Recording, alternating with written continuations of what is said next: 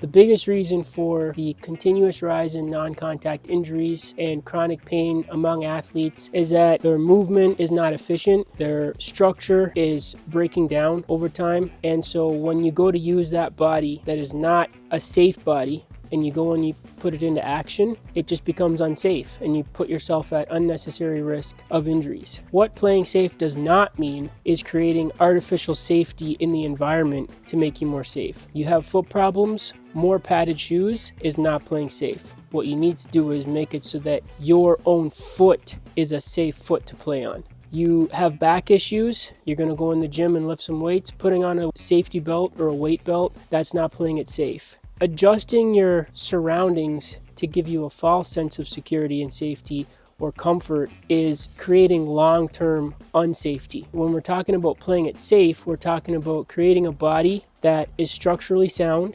structurally has integrity, and moves in a way that no matter what you throw it into, you will be safe. Barring any, unavoidable accidents, there's no 100% safety because accidents happen, but we should not be getting injured or experiencing chronic pains just from doing regular things, especially not at the rates of injury that we're seeing in things like running, playing tennis, basketball, things that really don't have a lot of contact, if any, and yet people are still getting injured, and that shouldn't be happening. One of the first things that people usually automatically think about when you're talking about building a body that is safe, durable, prepared, is strength.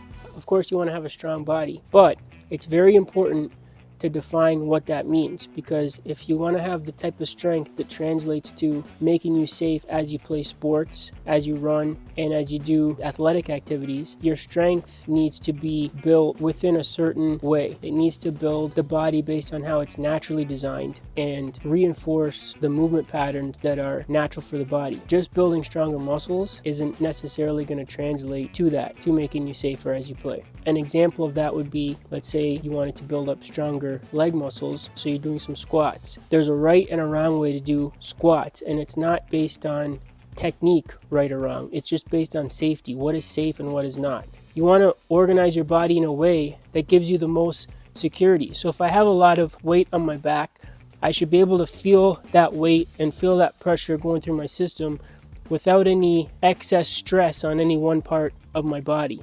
I shouldn't be feeling a bunch of stress on my knee or shearing force somewhere, or I shouldn't be feeling like my ankle is collapsing and I'm feeling a lot of strain at the ankle joint or pressure through my heels. I want to have the weight distributed in a way that feels equanimous, balanced. When you're building strength, that's the feeling that you should have. You don't want to just go to the gym and start lifting some weights and grinding through, thinking that the harder that you work, the stronger you're going to get, because you may actually just be building stronger muscles to injure yourself with. You don't want to just get stronger, because if you get stronger and move the wrong way, then you're just literally have more power to hurt yourself with.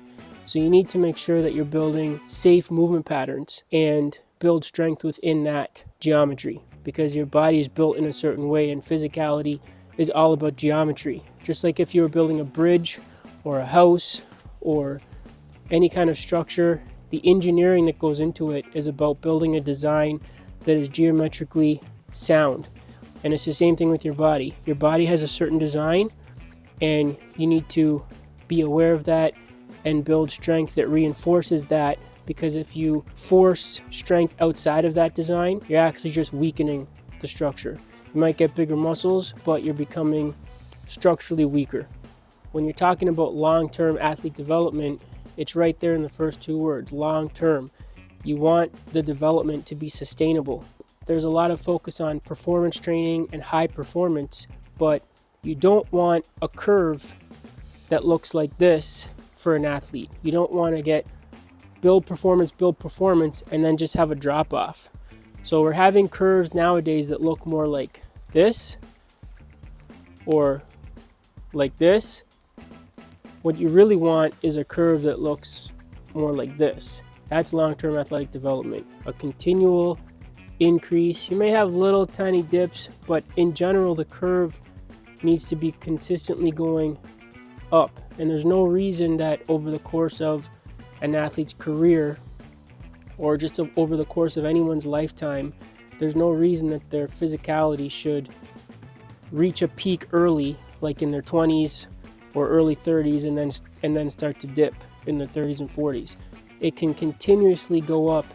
The slope of increase might slow down, but it can still increase, or at least taper off. It shouldn't start dipping, and you shouldn't start seeing drastic drop off in performance and maneuverability. This applies not only to athletes, but I would say this is long-term human physical development. So you start developing from the time you come out of the womb as a baby, and that development should continue over the course of your lifetime. So instead of thinking of it as fitness, high performance, superficial things like aesthetics, think of the long-term development of yourself. And in a physical context, we're talking about athletic development. As far as athletic engineering goes, that curve should go like this over the course of your career, over the course of your lifetime, and never have a steep drop off. Athletic engineering is going to be focused on educating you more on how to build a structure and move in a way and train in a way that is going to create safety for you as you play your life. Because the best way to go through life is playing. Whether you're doing sports, music, working, building a business, you should approach it playfully. And the way to experience the most joy out of that is to have a body and a mind that doesn't break down or give you strife as you go through doing the things that you love doing. So we're going to be playing it safe. Stay with us so that you can learn more about what that means and how to implement training strategies and lifestyle tips to keep you safe, strong, and durable in your body going forward. Thanks for watching. Appreciate you watching. If you enjoy this video, hit the like button, subscribe to our channel, and stay tuned for more videos showing you practical ways to implement this into your training, whether you're an athlete, coach, parent, recreational athlete, or just someone interested in general fitness and longevity.